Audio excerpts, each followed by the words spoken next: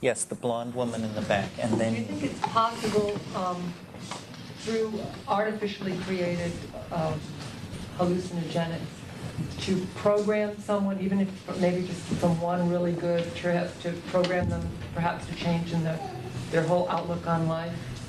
I get the idea with what you're speaking of with natural substances, you're bringing out something that's already in you or allowing some consciousness that perhaps is intact.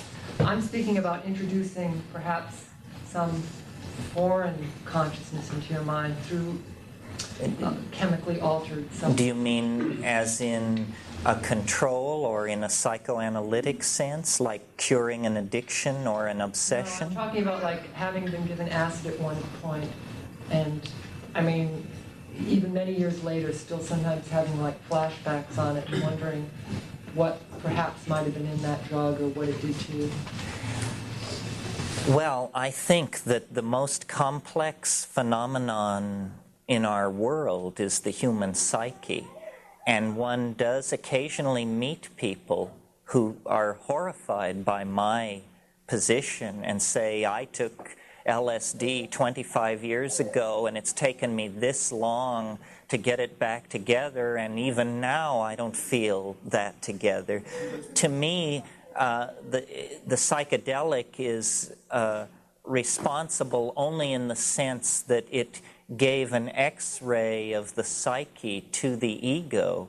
And people who have been severely traumatized or abused or molested as children, who have real problems, are going to discover the breadth and depth of this traumatic material, and it may inhibit their ability to set themselves free and become great psychedelic explorers. I don't advocate this for everyone. In fact, I counsel people, and I don't always tell people they should go ahead with their plans if they're contemplating a psychedelic experience. Sometimes I tell them they need to do more reading or have more therapy, and sometimes I tell them they shouldn't do it at all. It's a calling. Shamanism is a calling, and in traditional societies, shamans pick and choose very carefully who they will take on as apprentices. So it's by no means a given that everyone is going to find these things to their taste. On the other hand, those who do find it to their taste will inculcate it into their lives very readily, and it will become very important to them, their self-definition, and their psychic growth. To address possibly another aspect of your question, is it possible to program people with these drugs, or a combination of these drugs and hypnosis and that sort of thing? I have no doubt that it is. The little bit that we see, that we are able to get declassified from CIA experiments in the 60s, is hair-raising. I mean, they dreamed of people who would commit acts of violence or assassination and then completely forget that they had done it. Now, how far down the road with these kinds of programs they got, we don't know to this day. I am very careful about who and what I am around in a state of psychedelic awareness, because you do imprint these things, and that's why, you know, in the same way that the shaman chooses his apprentice very carefully, the apprentice should be very aware of choosing the teacher very carefully. You, sir.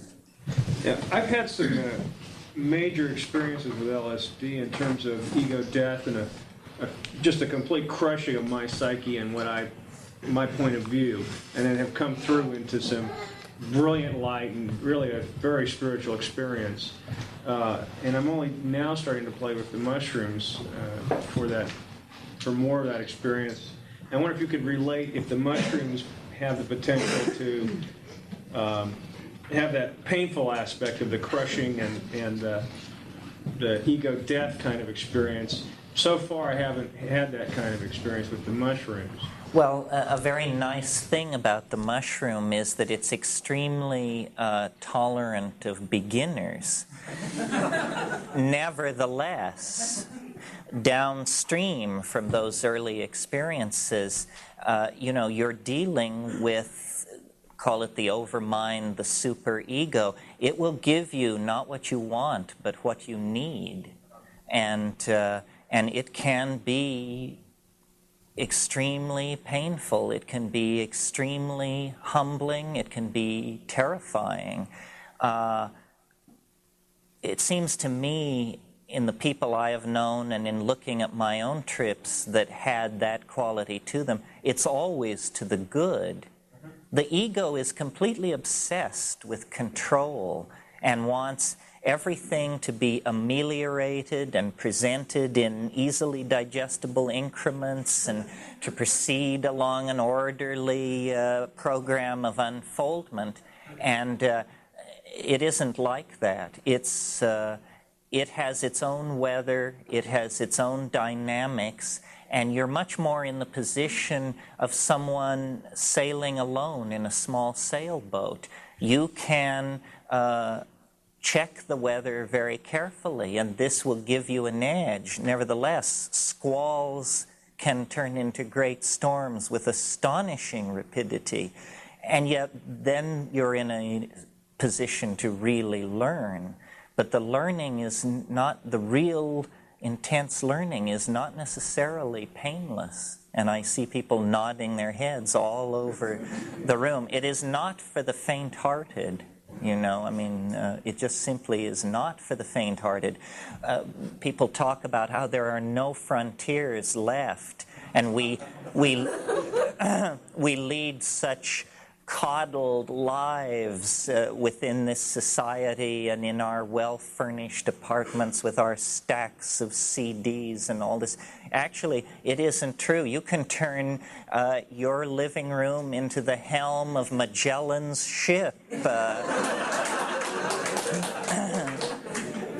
It's simply that the great unexplored dimensions are internal and psychological, but no less dangerous for that. So it's a calling for the exploring spirit, someone who really wants that thrill. Yes? Yes, if I understood you